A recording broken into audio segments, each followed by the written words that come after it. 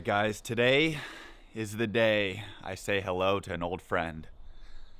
He's looking a little dusty, a little beat. Been sitting here, so. Hey, dude, you're gonna push in the frame. Oh my god. Yeah, this has got a lot of crap in here. Alright, well, let's see after, what, 7 months? No.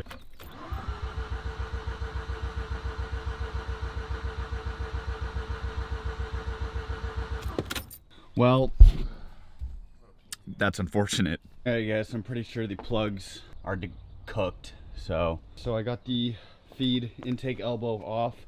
You honestly don't have to do this in order to get to the spark plugs, but it only takes like 3 minutes to get off or less, and it saves me like 10 to 15 minutes of struggling to get to the front rotor housing plug. So I don't know, just take the extra steps to save you some time. Alright guys, I think we found the culprit why the car wasn't firing up. I don't think spark plugs are supposed to look like that. Alright guys, we just came back from a like 2-hour excursion going from O'Reilly's to O'Reilly's to a Harbor Freight to Harbor Freight. Finally picked up the stuff. We grabbed basically like a winch that we're gonna attach to that tree over there. With a tree saver. Yeah, with a tree saver so we don't damage the tree, you know, no killing trees here. And we're gonna try to pull this, well not try, we are going to pull it. I don't know how straight it'll be, but we're gonna pull it back out from where it came.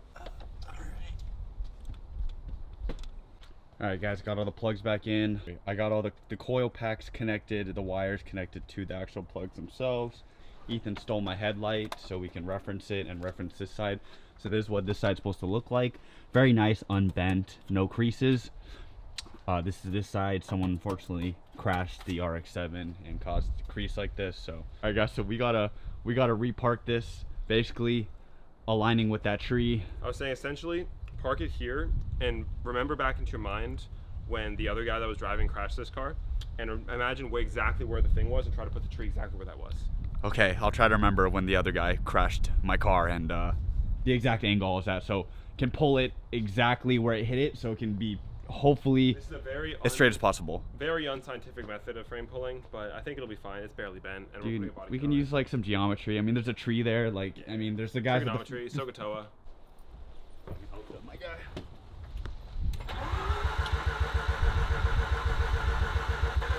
Oh.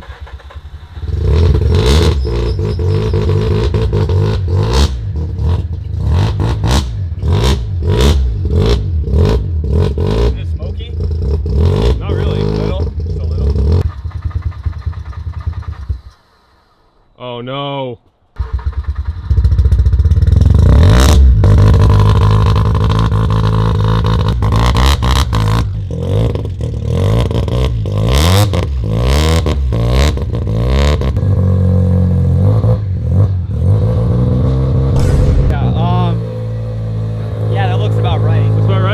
Try there. Maybe a time more right. Okay, stop there. Stop. Let's try that. Let's try that. Yeah, so I got to get to this this bumper defender bolt right here.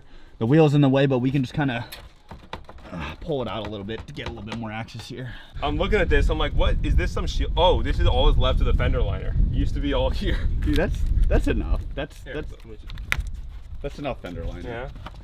So you want to keep that? Probably not. No, definitely not. Well, does it protect the wiring harness? No. This, I mean, dude. Yeah, we have some words. This is tucked though. This is tucked-ish. Oh wait. Yeah. Oh. Is that? Oh. Bro, that's not good. So I mean, I'm just gonna let you on into a little bit. I've been trying to convince him for the past couple days. Dude, this is tucked though. This is tucked. And just ditching this whole chassis harness, because just for the sake of this, look at here. I'm gonna show this. Look at here. Look at over here, down here. Dude, he might not put this in the video, but if he does, everyone can kind of give him shit for this too. This car's been through a lot, but like it's been through a lot of wiring, and it just needs to be completely redone, honestly. Like look at here. Yeah, the wiring's not great. Here. The ground is. Yeah. I mean, the ground. What's this? What's all this? What's all? That's a harness. Okay. This is actually unacceptable. Yeah, like no, legit, this is like, bad, bro. Jokes aside, it ate through this whole bottom end. That's actually bad. I'm not gonna lie. I don't know if anyone knows. We'll figure it out, but I want to see if the that definitely shorted something. Chassis harness disconnects from the fender firewall forward. RX7 junkyard. No, I was kidding. But Ethan's gonna do a little bit of minor pulling here. Okay, we doing some. Oh, I'm just trying to. wait, we don't even need the tree. Alright guys, so for our super advanced frame pulling technique, we got the $8 chalk from Harbor Freight. We got the Badland tree protector, so we don't annihilate our tree right here. And we got this heavy duty cable winch puller, good for 4,000 foot-pounds. Come along. To come along, apparently. I never heard this name before, but I will trust Ethan and the fact that it's called a come along. Alright guys, first step of frame pulling. Don't crash your car. Don't run bald tires on a night run when you've never driven that road before. If you fail to do this, then grab your tree hugger. Put it around the tree. Make sure you don't damage the tree. And then get your winch. We're gonna attach the winch, one hook on the tree hugger, and the other hook in one of these holes. It's coming though. Yeah. It's like reeling in a fish. Yeah. What I want to do now, grab this and bring it up. Up? Up. Pretty aggressively up. Where do you want me to hold it?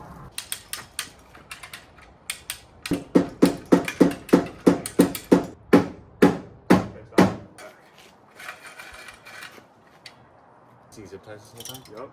Dude, that's working. That's like extra professional. I know, dude. It's working well. Just do it. I want to so you can see how much it moves. Go. Oh, that's so crazy.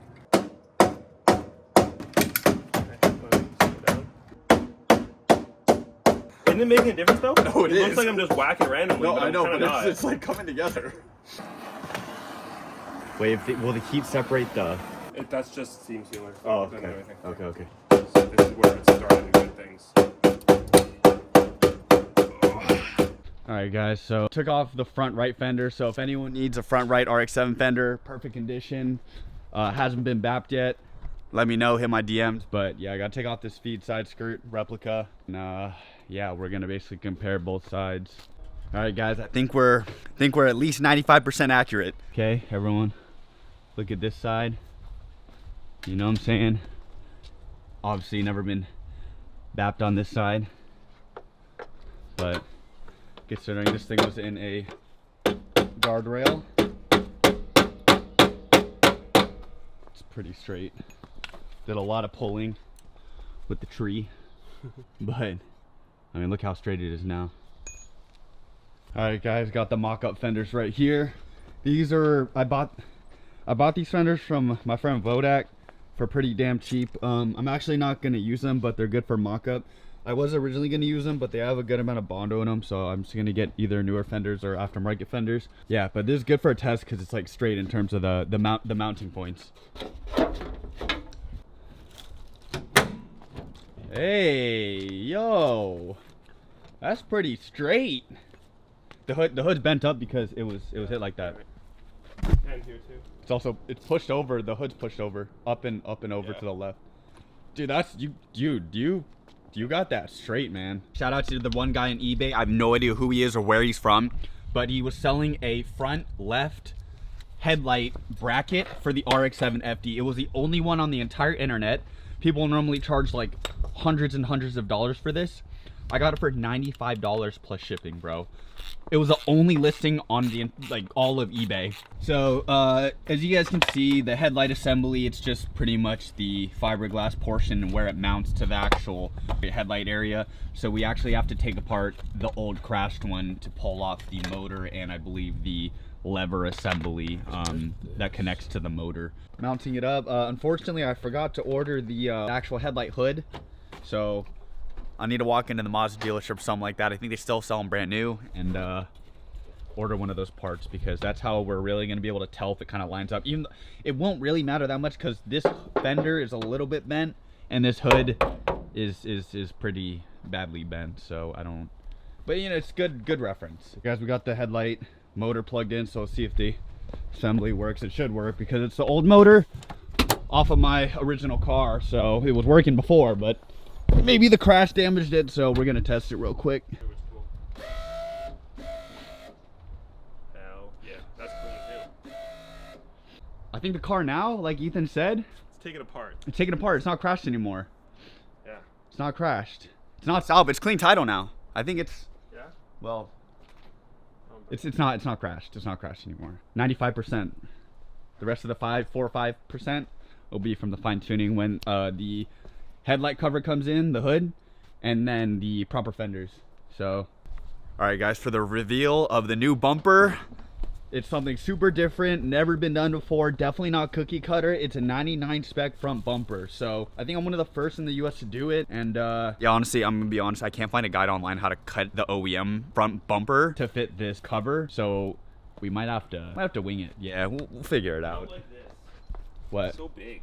Yeah, this is one of the things that like I'm not a huge fan of. You but get like, these lights too, don't you? huh? Yeah, I do have to get the lights, yeah. Like I said, guys, step by step, you know what I'm saying? That bumper was like $1,300, so I'm a little broke right now, so I gotta wait for the lights in the front lip.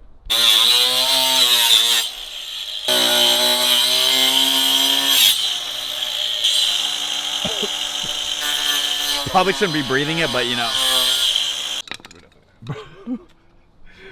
We were cutting and had no idea that the oil line was like right underneath the support. That's a little scary, but we didn't cut it, so safe. Can you draw the line on this side with the proper marker? Perfect. That's Right behind here is a line. So this section is gonna be sketchy. okay. Oh, the oil line's like right. Yeah, just careful not going through. That's why I didn't go through and use the flathead.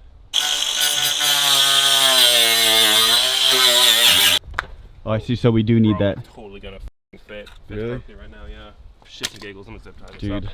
that deserves 5 big booms. It's never crashed. It's like it was never crashed. Just taken apart. It's like that idiot whoever drove it into the guardrail never drove it, man. Like, I'm confident we can get the fitment better than it's ever been. Yeah. This is not representative. This is yeah. on my 2 zip ties. My I just literally wanted to see how it looks. Yeah, this is mock-up. We would never put like just 2 zip ties to hold up the panels in this car, honestly. Now, I mean, but it's pure play mock-up, dude. There's potential. There's potential. And like the corner of the hood was messed up, so when it flew up one time, like the entire front clip of this car is getting replaced. So don't look at any of these gaps right now. Yeah, the hood's flown up like probably 2-3 times now. So I'm getting a brand new hood. I've never had a brand new hood on this car. This hood I bought used for $150, and it was already a little bit bent, and I had to unbend it. But dude, Isn't that cool though? Just even seeing it mounted like that, that's dude, super cool. The Miata's coming back together, man. Miata. Oh man, It dude. looks so much funny. These cars, when you take the front lips off them, look like Miatas. Dude, They're they so bubbly. with no front lip, yeah, it's pretty bubbly. It doesn't look. It just looks like a straight Miata, but dude, it's come back. New fenders, new hood. Have you told them what you're doing yet? No, they don't know yet. They don't know. Alright. So that's for part 2. This is gonna be probably like a 3-part series. Sorry, I'm gonna pull the old YouTuber cringe 3-part episode, whatever, on this, but I can't make it all into one video just because I have to travel down to SoCal to pick up more parts, and it's gonna take a couple weeks to fully get it to the final form. So including like paint and stuff like that. So I'm gonna split it in a couple videos just so keep you guys It's not updated. just gonna be slap some new panels on it and call it a day. Yeah, it's going through a full transformation. Yo, what is going on, guys? You made it to the end of the video. Thank you so much. I know it's been a long time, okay, since I've touched the RX7, but I am finally ready mentally and partially financially to dive back into this car. Originally I was gonna fix kind of like the body, slap it back together, but after Ethan roasting me for the terrible wiring, I've let pretty much go the entire time of my ownership, which is almost 6 years now. I think it's finally time to get a brand new engine harness and chassis harness. So a lot of the things in my car don't work, like just like little things like the gas gauge, the RPM gauge flickers, and we think it may have to do with the harness. I've also blown like 4 coils, individual coils. We just need to completely redo the wiring. It's very bad on the car. It's very old. It's from 1993, so that's literally 32 years old. That's not okay, especially when exposed to a lot of heat, and you know that's pretty much like the brains of connects the motor to the brains of the car, so that's a pretty important part of the car. But yeah, guys, we got the frame pretty straight, and I'm super excited to rebuild this RX7. It's not just a rebuild, it's a complete refresh, and it will look completely different than it did before. Also doing a color change, so not exactly cheap, but you know, it's what I want, and it's what the car deserves. And I will completely fall back in love with the car after it's together. I know I will. it's just, you gotta trust the process. So hope you guys stick with me. Appreciate you guys sticking to the end, and I'll see you guys in the next video. Peace.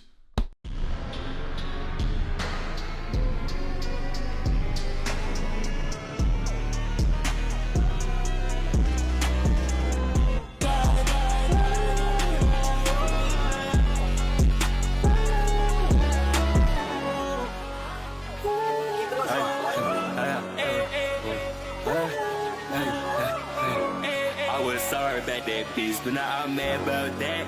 I was sorry about that piece, but now I'm mad about that. Bitch, I'm mad about that. This bitch mistake me for a broke. Bitch, I'm mad about that. Bitch, I'm mad about that. Why you try to steal my flow? Bitch, I'm mad about that. Bitch, I got cars, so to my